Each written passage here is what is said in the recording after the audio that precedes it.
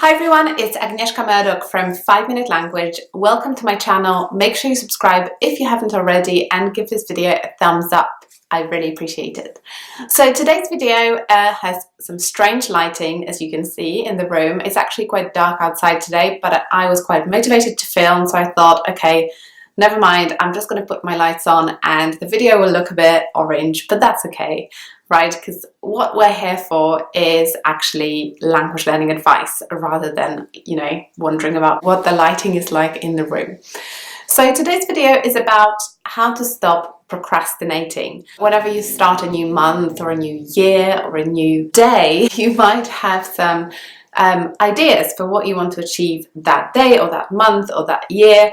And you often have different goals, and when it comes to doing the work to achieve those goals, often one of the main obstacles is procrastination, meaning putting things off and not doing the work or doing something else instead.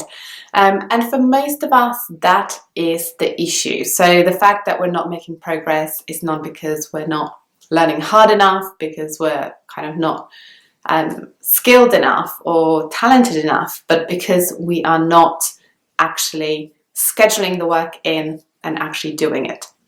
So today I'm going to give you 4 different tips for how to stop procrastinating. And they are not things that will magically change things for you, but they are suggestions that you can start implementing in your daily routine, and hopefully they will help you improve that routine and make sure that you are actually doing the things that you're supposed to be doing. So the first one I'm going to tell you about is to start small. And what I mean by that is that you should set a very, very small goal, and you should also decide on the smallest possible step that you can take to achieve that goal. So rather than setting yourself the goal of, I want to learn 100 words per week in the language I'm learning, start with something so small that it will seem funny to you. And then when you stick to that routine, when you follow that goal, you will realize how easy it is, that you will then incrementally add things onto it. So if you set yourself the goal of, I want to learn 2 words this week. After this week, it will be clear to you that this is too easy, but it is manageable, it is achievable, it's not a big deal. You will be able to add 1 more word, and your next goal will be 3 words per week. Does that make sense? Hopefully. So small goals, small steps, which will not overwhelm you and hopefully prevent procrastination, because how long is it going to take you? 10 seconds? You might as well do it now whilst you're waiting for your rice to cook or whatever. So the next one is to plan ahead. And this might again seem quite obvious and basic. Planning ahead, of course I'm planning ahead. So why am I procrastinating if I'm planning ahead?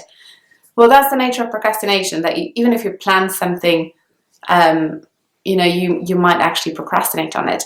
So the specific tip I want to give you is to plan 3 things that you're going to do next. So always have those 3 things ready.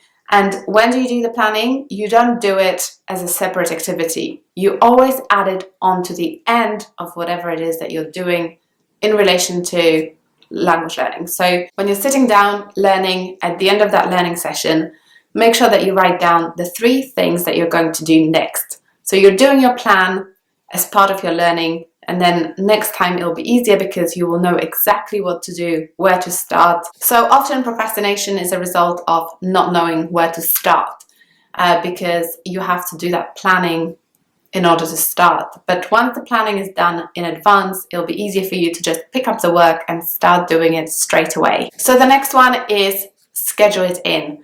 Basically, think about it as an appointment with a doctor or a dentist.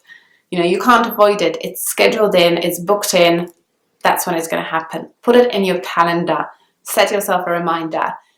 Block out the time so that you don't have any interruptions or any other commitments that clash with it. Make sure that it's scheduled in. And the final one is celebrate success. So often procrastination can result from the feeling of it being a constant grind. You're constantly working and working and working and working. And it can take months to years to learn a language fluently depending on how much time you have. So it might seem like you're not actually making any progress because you still can't speak it. But if you celebrate the little successes that you have along the way, even the smallest ones, it will give you that extra motivation boost.